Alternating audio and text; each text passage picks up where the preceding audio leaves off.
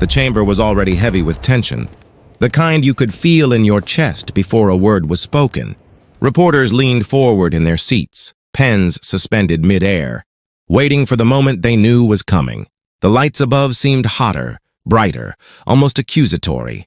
Every cough, every shuffle of papers echoed through the vaulted room, as if magnified 100 times. And then it happened. Matt Gaetz leaned back in his chair, smirk tugging at the corner of his lips, like he had already won a battle. No one else could see. His voice cut through the chamber, sharp and dismissive, a thinly veiled insult dressed as a question. He didn't just interrupt Jasmine Crockett, he attempted to dismiss her, to reduce her presence in that moment to a punchline. His words weren't just an attack. They were a performance, designed to draw blood and to draw eyes. A ripple spread across the room. Gasps, faint but audible, shot through the chamber like cracks in glass. The cameras, always waiting for drama, zoomed in instantly, locking onto Crockett's face. Would she flinch? Would she retreat? Would she let this slide? She didn't. Her eyes met his, steady and unshaken, emerald fire against his smug defiance. In that instant, the room shifted. What Gaetz thought was a clever jab had instead become the spark of something far larger. The tension thickened, almost cinematic, like the silence before a verdict, the quiet before thunder. Even the audience beyond the chamber could feel it. On social media, hashtags began to flicker alive almost immediately, as if the nation itself was holding its breath. Let her speak. Crockett v. Gaetz. The chamber wasn't just a room anymore. It was a stage, a battlefield. And in that battlefield, two forces had been drawn into sharp relief: arrogance and dignity, mockery and composure. Every smirk Gaetz gave was fuel. Every second Crockett held her silence was power. And then, with her steady gaze still locked on him, the air in the chamber seemed to bend. The question wasn't if she would answer, but how devastating her response would be. Everyone, from the aides gripping their notepads to the millions about to see this clip replayed online, knew they were watching a confrontation that would not end quietly. This wasn't just an insult. This was ignition. And what Jasmine Crockett was about to unleash, had seen insults before, would turn that spark into endured shouting matches, grandstanding, even walkouts. But this moment carried a different weight. It wasn't just about politics. It wasn't just about one man throwing shade and one woman standing her ground. This was about something deeper. The eternal battle between silencing and speaking, between arrogance and dignity, between those who mock the system and those who fight to make it mean something. To understand the stakes, you have to understand the players. Matt Gaetz isn't a stranger to confrontation. His brand is disruption. He thrives on spectacle, using smug one-liners and theatrical pauses to dominate the room. Over the years, his reputation has hardened. Quick to sneer, quick to interrupt, quick to belittle. For Gaetz, politics isn't about debate. It's about performance. And every performance has to leave someone humiliated. But Jasmine Crockett isn't an easy target. She comes from a different school altogether, one built on resilience and razor-sharp truth-telling. From her early days as a public defender to her seat in Congress, Crockett has carried a reputation of speaking with precision and refusing to let intimidation dim her voice. She isn't just another politician at the table. She represents a tradition of fighters who understand that dignity is its own kind of weapon. That's what made this collision inevitable. One thrives on provocation. The other thrives on cutting through provocation with clarity. One relies on mockery. The other wields composure. When their paths crossed, there could only be one outcome: sparks. And yet this wasn't just about them. For millions watching, this was personal. People who had been dismissed in meetings, talked over in classrooms, or mocked in boardrooms could see themselves in Crockett's poised silence. This was a woman refusing to shrink. This was representation in real time on the national stage. The tension rippled outward. Commentators watching live feeds scrambled to type out first impressions. Was this about to be another viral shouting match? Or was something different about to unfold? Twitter feeds lit up with one-liners and GIFs before Crockett even opened her mouth. The people weren't just spectators. They were participants in a moment, becoming bigger than the room itself. But here's the truth. What made this moment matter wasn't the insult Gaetz launched. It was what that insult revealed. A deeper pattern, a wider struggle, Because Gaetz's dismissal of Crockett wasn't just his voice. It was the echo of a system that has tried, time and again, to drown out those who refuse to conform. And Crockett's response would become more than words. It would become a demonstration of what happens when dignity refuses to bow. The room knew it. The country knew it. Even Gaetz behind that smirk must have known it. This wasn't just politics. This was theater, yes, but theater with consequences. And here's the part that few expected. When Crockett finally broke her silence, it wouldn't just silence Gaetz. It would leave even some of his allies staring at the floor, suddenly unsure whether they wanted to stand too close to the fire about to erupt. Because sometimes, the most devastating takedowns don't just embarrass an opponent. They shift the balance of the entire stage. And what unfolded next would leave even Gaetz's allies scrambling for words. If arrogance were currency, Matt Gaetz would be among the wealthiest men in Washington. His smirk, sharpened into a trademark weapon, isn't just an expression. It's a performance. He knows when the cameras are rolling. He knows when the microphones are live. And he knows that in today's political theater, sometimes the sneer matters more than the substance. From his earliest days in Congress, Gaetz crafted a brand around disruption. Interruptions became his rhythm. He didn't wait for his turn to speak. He seized it, often by steamrolling over whoever had the floor. Colleagues complained, opponents bristled, but for Gaetz, it was all part of the act. Each outburst, each smirk, each gotcha soundbite was fuel for the viral clips that would race across Twitter and cable news. That swagger built him a following. Supporters praised him as fearless, a man unafraid to rattle the establishment. But to those on the receiving end, the pattern was clear. Gaetz's playbook wasn't courage, it was condescension. He didn't win debates by logic, he won them by volume. Yet behind the bravado lay contradictions too glaring to ignore. The congressman who preached about accountability was himself dogged by investigations and controversies. The man who branded himself as a champion of values had a trail of headlines that suggested otherwise. For every fiery soundbite he delivered in committee hearings, there was a shadow of scrutiny trailing behind him. And that is the irony of Matt Gaetz. He plays the role of the untouchable firebrand, but the record shows a politician constantly trying to stay one step ahead of his own storm. The louder the smirk, the deeper the shadow. The bolder the insult, the shakier the ground beneath him. Still, in his mind, none of that mattered. What mattered was the moment, the stage, the clash, the performance. He knew how to weaponize silence, to let his grin linger just long enough to ignite anger. He knew how to throw out lines designed not to persuade, but to provoke. He thrived on chaos because chaos gave him the upper hand. But here's the danger of overconfidence. It blinds you to the possibility that someone might not just withstand your theatrics, but dismantle them piece by piece. And that is where Gaetz miscalculated. He thought Crockett would be just another opponent to bulldoze, another target to smirk his way past, another soundbite waiting to be clipped for his highlight reel.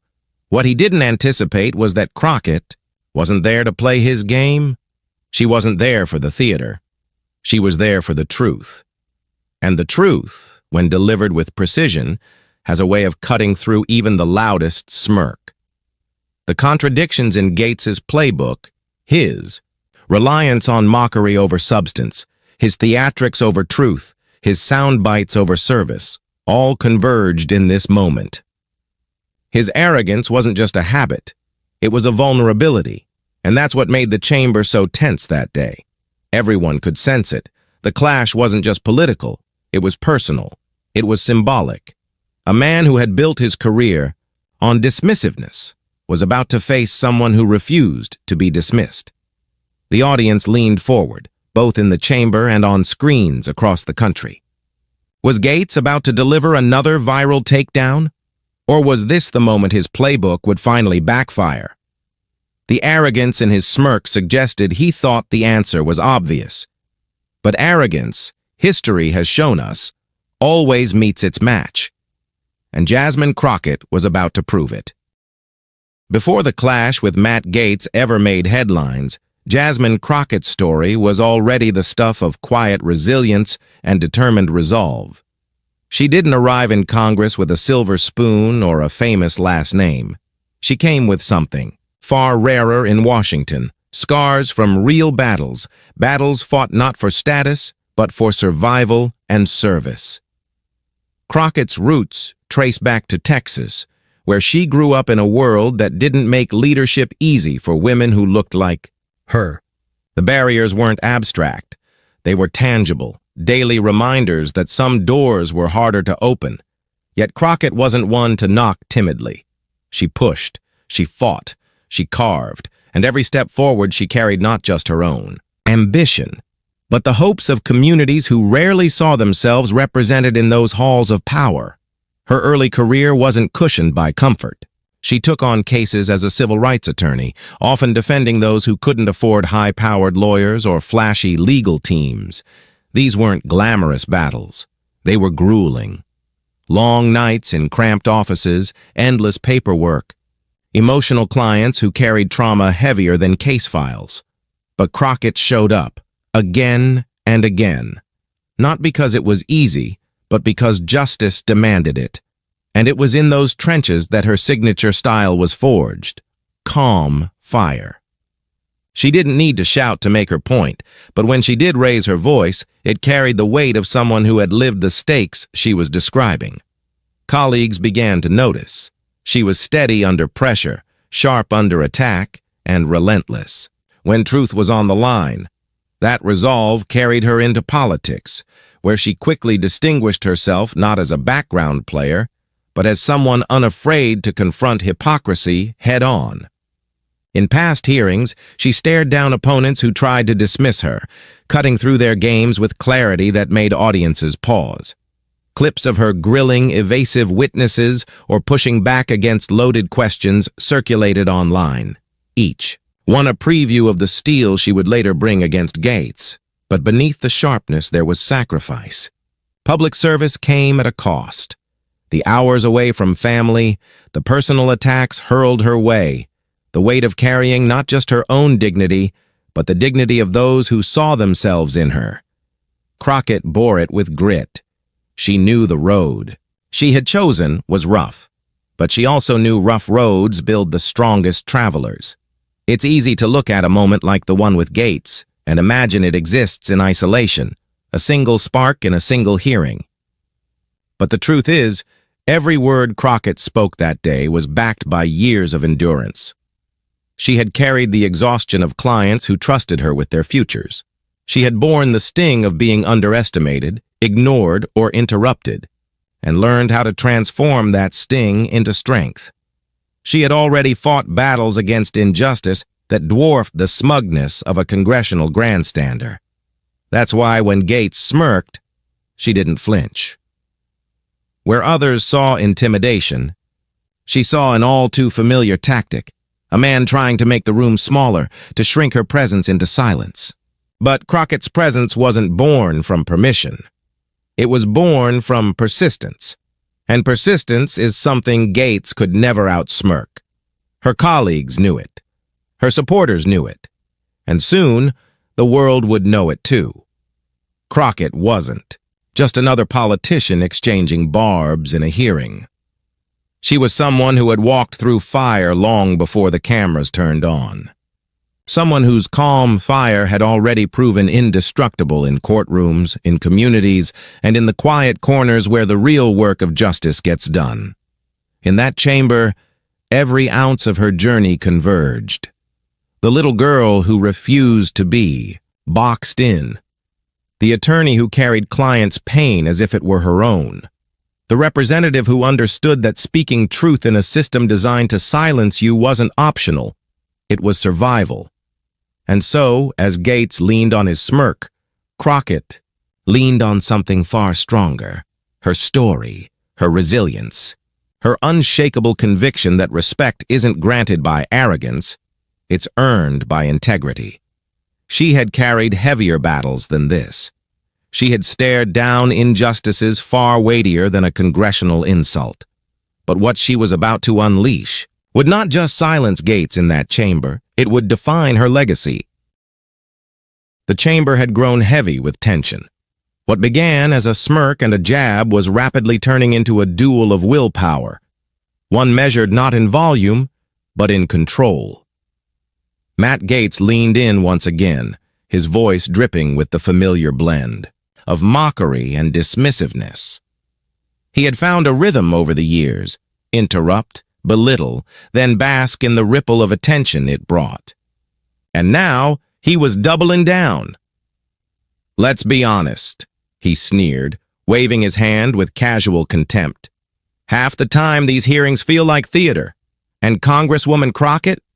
Well, she's very good at performance." The words hung like smoke. Cameras zoomed. A few stifled chuckles slipped from Gaetz's corner, the sound less like humor and more like a dare. Crockett didn't blink. She adjusted her microphone slowly, her posture straightening not in anger, but in resolve. Silence filled the space, a silence louder than any insult. The first rule of these moments was simple: whoever lost composure lost the room. And Gaetz knew it. That's why he interrupted again, pressing harder, cutting across her words before they could form. "Spare us the lecture, Congresswoman. Some of us actually came here to get things done, not to give speeches for the cameras." Gasps rippled, sharper this time. The insult was bold, almost reckless, but Crockett still didn't raise her voice. Instead, she leaned in just slightly, her eyes locked on his, the calm in her gaze disarming in its steadiness. And that's when something shifted. Across the chamber, colleagues who had been shuffling papers or glancing at phones began to look up. Their eyes moved from Gaetz's smirk to Crockett's silence. Silent support grew in the air. Unspoken, but undeniable. It wasn't about party lines anymore. It was about dignity. Gaetz sensed it too, that invisible current of the room starting to drift away from him. So he doubled down yet again, this time with sharper edges. "Honestly, Congresswoman, if you think raising your voice and throwing around accusations makes you right, well, maybe you're in the wrong job." The mockery landed with an arrogant thud. He expected sparks, fire, a defensive outburst he could pounce on. Instead, what he got was composure. Crockett exhaled slowly. She didn't rush. She didn't stumble. She let the weight of his insult settle like dust, then calmly brushed it aside with nothing more than presence. The chamber tightened. Every eye was on her now. Every second of silence stretched like an eternity. One wrong step could tip the balance. One falter, and Gaetz's smirk would reclaim the upper hand. But she didn't falter. She didn't stumble. Her voice, when it finally came, was steady, firm, grounded in a strength that mockery couldn't touch. "You can interrupt me as many times as you'd like," she said, her tone measured, almost surgical. "But every interruption says less about me and more about the weakness of your argument." The words sliced cleanly through the air, not loud, not theatrical, but devastatingly precise. The room froze. For a heartbeat, it seemed even the cameras leaned closer. Gaetz opened his mouth to respond, but the smirk faltered just slightly, the edges twitching under the weight of a truth too sharp to dismiss. His allies shifted uncomfortably, suddenly, unsure if the chuckles were still appropriate, and that's when it became clear. The tide had turned. Crockett hadn't needed to shout. She hadn't needed to play his game. By refusing to match his mockery with anger, she had stolen the momentum. The suspense was palpable now. Everyone knew the clash was building toward something bigger, something decisive. And then she delivered the line that would silence the smirk. The chamber was still. Every ear, every camera, every heartbeat waited for what Congresswoman Jasmine Crockett would do next. The silence wasn't empty. It was electric, charged like the pause before lightning strikes. Gaetz's smirk, still, hanging on his face, seemed almost frozen in time, daring her to stumble. But Crockett did not stumble. She leaned forward, her hands calmly folded, her gaze steady as steel. Her voice, when it finally broke the silence, wasn't raised. It didn't need to be. It came measured, unflinching, each syllable a scalpel. "Congressman Gaetz," she began, her tone laced with controlled precision. "You've interrupted me 6 times already." A dramatic pause. The number landed like a gavel. The cameras cut to Gaetz, his smirk flickering, his eyebrows twitching as if to regain footing. But Crockett pressed forward, the rhythm of her delivery deliberate, cinematic. 6 times you've tried to silence me. 6 times you've mistaken mockery for substance. 6 times you've shown this country exactly what you're afraid of. The words echoed in the chamber. Every 6 times pounded like a drumbeat. Relentless. Undeniable. Crockett wasn't just countering his insult. She was building a case, brick by brick, that he could not escape. Gasps rippled again, but this time they weren't born of shock. They carried admiration, a collective recognition that a turning point was unfolding. Gaetz shifted in his chair, his smirk thinning, his hand fidgeting with his notes. The man who thrived on spectacle suddenly found himself trapped inside one. But this time, he wasn't the ringmaster. He was the spectacle. Crockett's voice sharpened, still calm, still precise, but now carrying the weight of a verdict. "You see, Congressman, respect isn't a performance, representation isn't a joke, and the dignity of this chamber," she gestured lightly around the room, her hand steady, "will not be reduced to a soundbite for your smirk." Another pause. The chamber held its breath, and then came the strike, the line that would travel far beyond these walls. The truth is simple. If you have to silence a woman to feel powerful, then you were never powerful to begin with. Boom. Thias. Words hit like thunder. They didn't just silence the smirk, they shattered it. For the first time, Gaetz's composure cracked. His smirk collapsed into a stiff jaw, his eyes darting as though searching for an ally, for an escape, for something, to reclaim control, but there was nothing. The chamber belonged to Crockett now.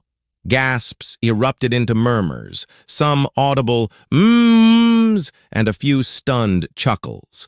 The shift was undeniable. The audience had chosen their hero, and in the digital age, nothing escapes. The lens. Cameras zoomed in on Gaetz's faltering expression, then back to Crockett's resolute calm. The contrast was cinematic, almost scripted. The villain undone not by rage, but by truth. Within moments, the imagined social media machine roared to life. Clips of the moment were already looping in people's minds, ready to be clipped, captioned, shared on Twitter. Jasmine Crockett just ended Matt Gaetz. Let her speak. Crockett vs. Gaetz. The smirk is gone. Replay this on loop. This isn't politics. This is justice in real time. The hashtags that had teased in the opening, leather speak, the Crockett vs. Gaetz, now felt prophetic. They flashed across timelines, the mic drop line echoing, over and over, captions bolded, reactions flooding in. But inside the chamber, the power of the moment wasn't in hashtags. It was in the silence. The kind of silence that follows a knockout punch, where the crowd can't even cheer yet because they're still catching their breath. Gaetz tried to recover. He shifted his papers. He leaned into his mic, his voice carrying a forced laugh. "Well, I see the Congresswoman has rehearsed her lines." It was a feeble attempt. The laugh fell flat. The smirk, now gone, couldn't mask the unease on his face. Everyone could see it. The once cocky antagonist reduced to scrambling. Crockett didn't bother to respond. She didn't need to. The silence after her line was more powerful than any rebuttal. By choosing not to engage further, she left him, dangling, exposed, diminished. The crescendo had arrived, and she was standing on its peak. Narrators of history love to mark moments, to freeze them in amber. A line spoken, a silence broken, a smirk erased. And this was one of those moments. Crockett's counterattack wasn't just a personal victory over Gaetz. It was symbolic, a voice refusing to be drowned out, dignity triumphing over arrogance, representation staring suppression in the eye and refusing to flinch. The cinematic. Beats continued to echo. 6 interruptions, 6 failures to silence her, 1 truth that shattered his facade. In that chamber, Crockett became more than a congresswoman. She became an emblem of resilience, the kind of figure people replay not just for politics, but for inspiration. The audience knew it. The cameras knew it. Gaetz knew it most of all, and as the murmurs built into validation, as reactions spread, beyond the walls, one thought crystallized in every witness's mind: the smirk was gone, and it wasn't coming back. The chamber had fallen silent, but the world outside was anything but. Within minutes, the clip of Jasmine Crockett's mic drop response was clipped, captioned, and catapulted onto every major social platform. The moment spread like wildfire, racing across timelines and group chats, jumping from Twitter to TikTok to Instagram Reels with the speed of lightning. And just like that, a hearing that might have faded into bureaucratic obscurity transformed into a cultural flashpoint. The hashtag #StormLetHerSpeak was the first to trend. It began organically, typed by viewers still processing what they'd seen. But within an hour, it sat at the top of trending charts nationwide. Close behind came Knocker Crockett vs. Gaetz, boosted by endless split-screen memes of Crockett's steel resolve against Gaetz's crumbling smirk. GIFs looped her calm, measured delivery, juxtaposed with his visible discomfort.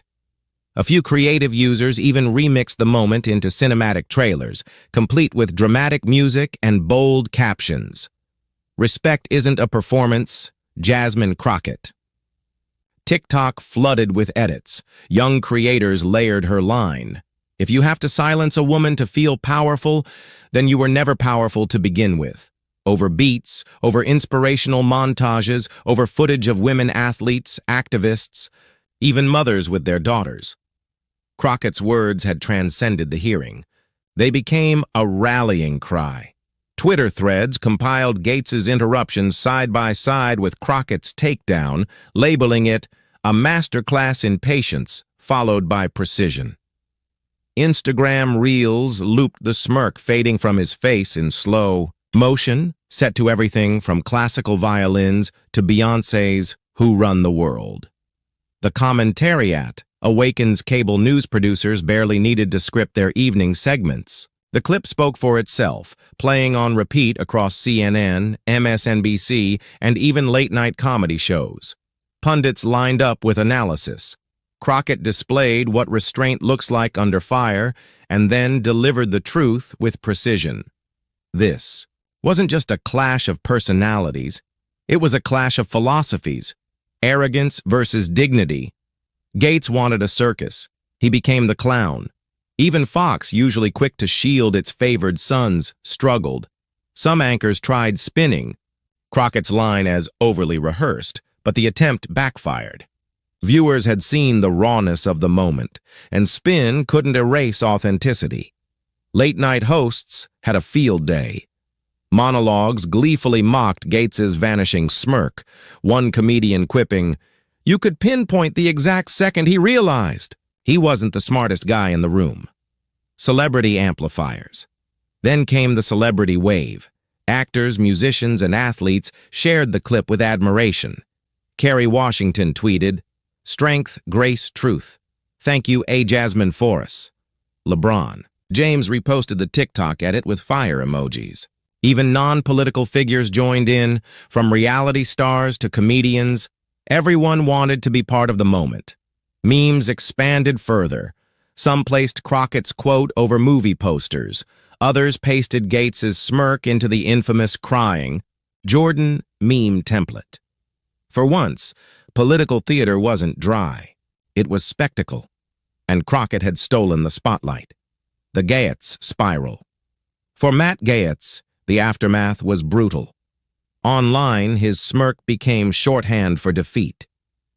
Every attempt he made to reframe the encounter only deepened the mockery.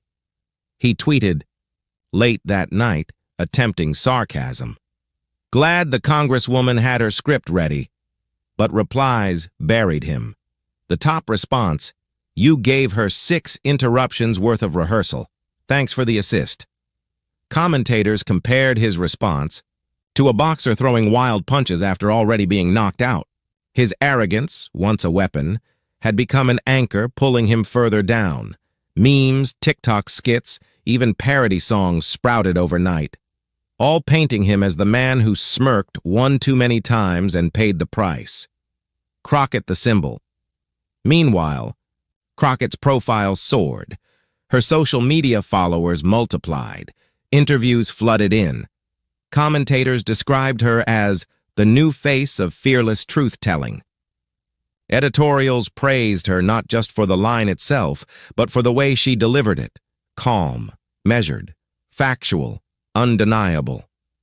Clips of her past hearings resurfaced, showing the same steel resolve, now framed as proof this wasn't a fluke. Supporters painted her as a rising star, a voice not just for her constituents, but for a generation hungry for leaders who wouldn't flinch under fire. And yet, amid the noise, the memes, the hashtags, the late-night jokes, something deeper stirred. Because Crockett's words weren't just a jab at one congressman.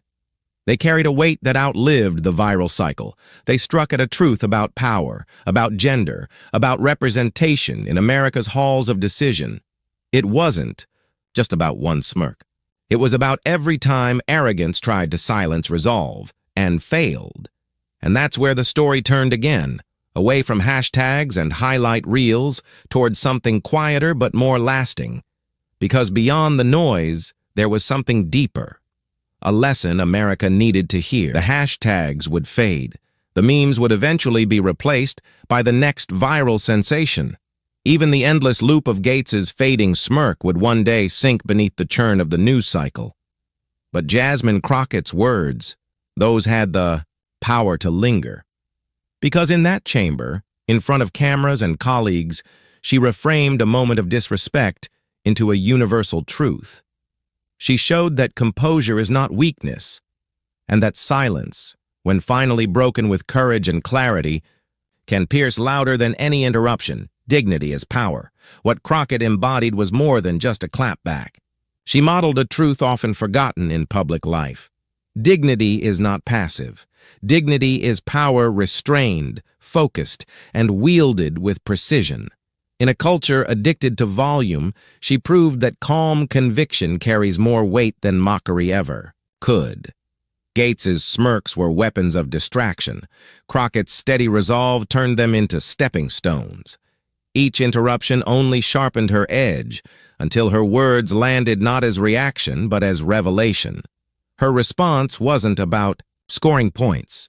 It was about redefining the arena. It wasn't a shouting match. It was a reminder that public service at its core is about respect for the institution, for the people, and for truth itself. Composure. Under fire, Crockett's composure mattered because it wasn't accidental. It was forged. In every prior hearing, in every late-night preparation, in every sacrifice made to carry both her career and her community, she had learned that storms cannot always be stopped, but they can be endured, and endurance is its own kind of victory. That lesson matters far beyond Congress. It matters in boardrooms where women are interrupted, in classrooms where voices are dismissed, in households where respect is too often demanded but not given. Crockett showed that holding your ground, not with rage, not with retreat, but with clarity, is a form of courage that reverberates outward. The American echo? There is something profoundly American in moments like these. Not the America of spectacle or headlines, but the America of ideals. Because at its best, Americanness thrives when truth is spoken boldly. From Frederick Douglass to Fannie Lou Hamer, from courtroom summations to street corner speeches, the nation's moral progress has always been pushed forward by voices that refused to bow to arrogance. Crockett's stand was smaller in scale, but not in spirit. In facing down disrespect, she echoed that tradition, the refusal to be silenced, the insistence that truth carries its own authority. And in a time when cynicism so often overshadows belief, her moment reminded America that authenticity still matters, that courage still matters, that dignity, even when mocked, still matters. The enduring lesson: it is easy to dismiss politics as theater, easier still to write off viral clashes as entertainment. But beneath the noise, Crockett's words cut deeper. They asked a question: what kind of power do we value? Do we celebrate the smirk, the interruption, the soundbite designed to inflame? Or do we remember the steady voice that holds firm, even when outnumbered, even when mocked? History answers that question more often than not. Arrogance fades, dignity endures. Crockett's line was not just for Gaetz. It was for every room where arrogance thinks it owns the floor. It was for every listener who needed to be reminded that silence is not the absence of strength, but the preparation for it. Closing lift. And so when the hashtags die down and the algorithms move on, what remains is not the meme, but the meaning. Jasmine Crockett proved that in a world addicted to noise, the clearest sound comes from truth spoken boldly. She reminded a country weary of games that courage and composure are not just traits of a politician. They are traits of a citizenry that refuses to yield. And maybe, just maybe, that's why her words will echo long after the noise has faded. And that brings us full circle. The headline was no exaggeration. Jasmine Crockett silenced Matt Gaetz with brutal truth. Not because she shouted louder, not because she played the same game, but because she showed the one thing arrogance can never compete with: dignity backed by courage. Gaetz's smirk was built for noise. Crockett's words were built for clarity. And in that moment, America saw the difference: the spectacle versus the substance, the interruption versus the integrity. This clash wasn't just about two people in one hearing room. It was a mirror for something larger, the kind of leadership we choose to uplift, the kind of voices we decide to echo. Do we amplify arrogance, or do we celebrate the unshaken truth-tellers who carry themselves with respect, even when disrespected? That's why Crockett's moment matters. Because in the end, arrogance fades into silence, but truth, delivered with dignity, reverberates long after the noise has stopped. And here's where you come in. If you believe voices like hers must be heard louder, if you believe truth deserves the microphone more than mockery ever will, then join us. Subscribe. Share this story. And let's keep truth trending. Because silence may win in the short term, but when dignity speaks, it echoes. And Jasmine Crockett proved sometimes one line spoken with conviction can change the entire room.